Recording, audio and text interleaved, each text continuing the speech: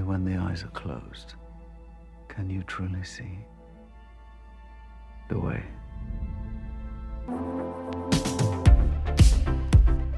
Hey, welcome to ScreenCrush, I'm Ryan Airy. So in Obi-Wan Kenobi, we were introduced to a hidden network of safe houses leading to planet Jabiim, known as the Path, which was used by the former Jedi to escape the Empire. Now the show didn't tell us who created the Path, but we found lots of clues that everyone missed that make it look like this was the work of one Cal Kestis.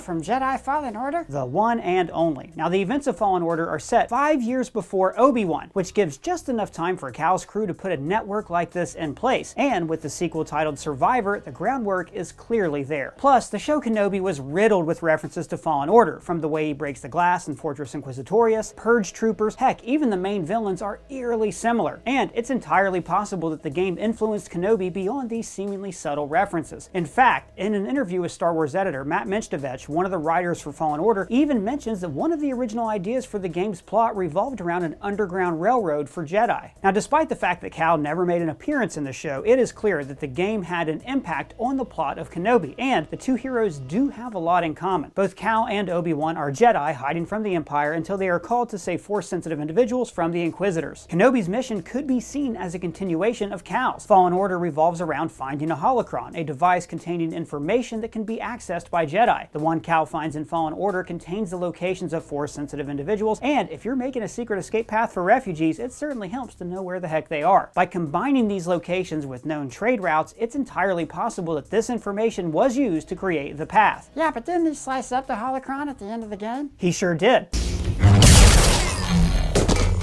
But that doesn't exactly mean that the information is lost to the cosmos. There are several ways that information could still be out there. For starters, there are more than a few holocrons scattered across the galaxy. Seer has another one on the Mantis containing Obi-Wan's message.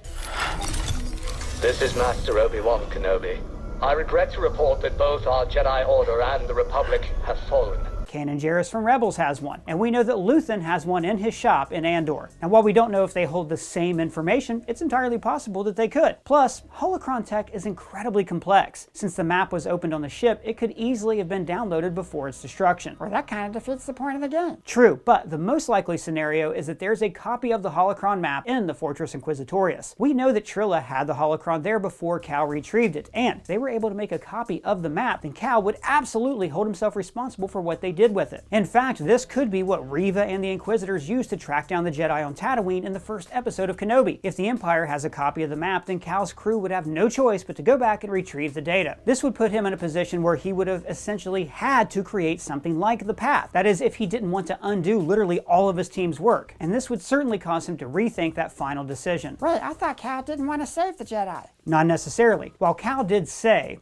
their destiny should be trusted to the Force, he has a pretty big soft spot for Force-sensitive younglings. Heck, the whole plot of the game revolves around saving Force-sensitive kids that he's never even met. Creating the Path still allows the Force to guide their destiny, but gives them a bit more of a fighting chance. So you're telling me there's a chance? And speaking of a fighting chance, there's also Saw Gerrera. The last time they saw each other was on Kashyyyk, after he helped Cal find Tarful, even after Cal turned down his offer to join Saw's forces. So Cal kind of owes him one, especially since the only reason Cal turned him down was, we have our own mission I can't walk away from. Not yet.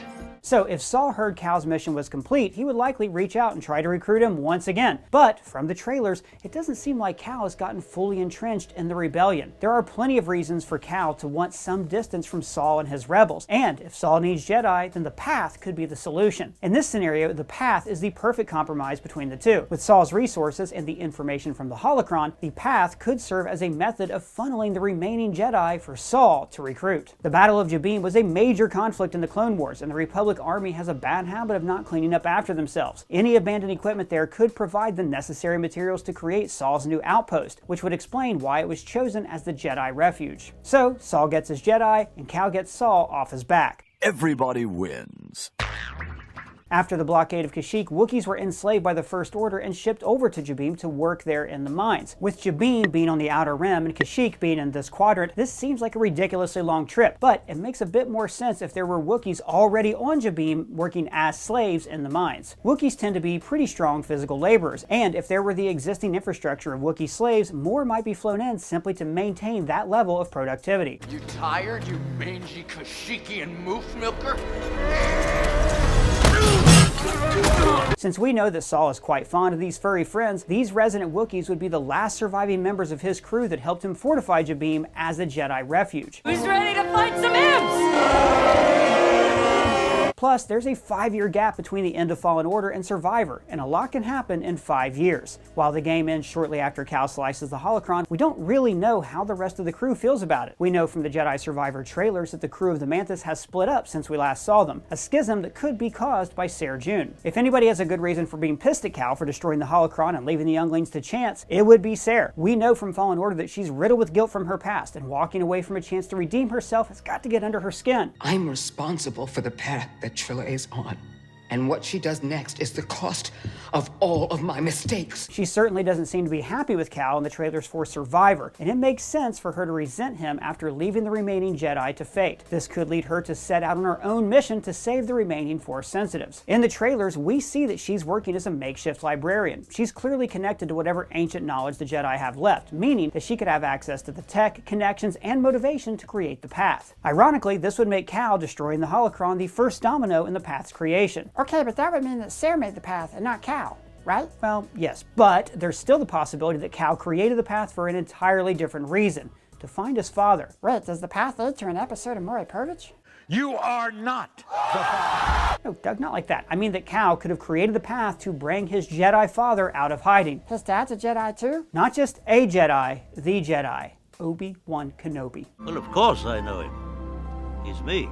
Possibly. But Obi-Wan never had kids. Well, the Jedi code forbade attachments, but it doesn't necessarily mean that Jedi are celibate. George Lucas made that clear. And in the High Republic novels, we see Jedi having sexual relationships. Okay then, here's the baby mama. Well, we know from the Clone Wars that Kenobi had a romantic feelings for Satine Kryze. She's the Duchess of Mandalore and Bo-Katan's sister. The Duchess of what? Mandalore, the home of the Mandalorians. Satine was a controversial leader, but only because her pacifism didn't really sit well with the war-hungry Mandalorians. She was eventually killed by Maul after he took over Death Watch. I've loved you always. Now, Obi-Wan was tasked with protecting the Duchess when he was a teenager, and he fell in love with her during that time. Had you said the word, I would have left the Jedi Order. You know, if they ever consummated that relationship, it's entirely possible that Satine could have become pregnant without Obi-Wan even knowing. Satine never wanted Obi-Wan to leave the Jedi Order, so hiding his child from him made sense. For the longest time, fans have speculated that Satine's nephew, Corky Kryze, is actually one of her secret children with Obi-Wan. Now, Cal is seemingly much younger than Corky, so they likely aren't the same character, but they both have the same eye color and reddish blonde hair, indicating they could be related. If Satine had a Force-sensitive child, she would have sent him to Coruscant to train as a Jedi, which is where Cal would have met Jero Tapel, and the rest is history. We know that Cal's at least seen Obi-Wan's face in his infamous holo message spread across the galaxy warning about the impacts of Order 66, and Obi-Wan was a pretty famous Jedi. Tales of his heroism wouldn't be hard to find. If Obi-Wan is his father and Cal finds out, then he may have created the path to call his father out of hiding and meet him in person on Jabiim. But why does it matter who created the path? Well, the path is clearly an important part of the future of Star Wars, despite the fact that Yoda told Luke, When gone am I, the last of the Jedi will you be? That's simply not true. We know that Grogu, Ahsoka, Ezra, and a bunch of Jedi in the expanded universe lived both before the Battle of Yavin and after the Battle of Endor, but we don't know exactly how. If Cal or his crew helped in the construction of the path, they could be a critical part of these characters' history and possibly even show up in these live-action series. And if Cal is Obi-Wan's son, then it would complete Obi-Wan as a mirror of Vader. Both Vader and Obi-Wan fell in love with a political leader and had polar opposite reactions, while Anakin let the grief consume him.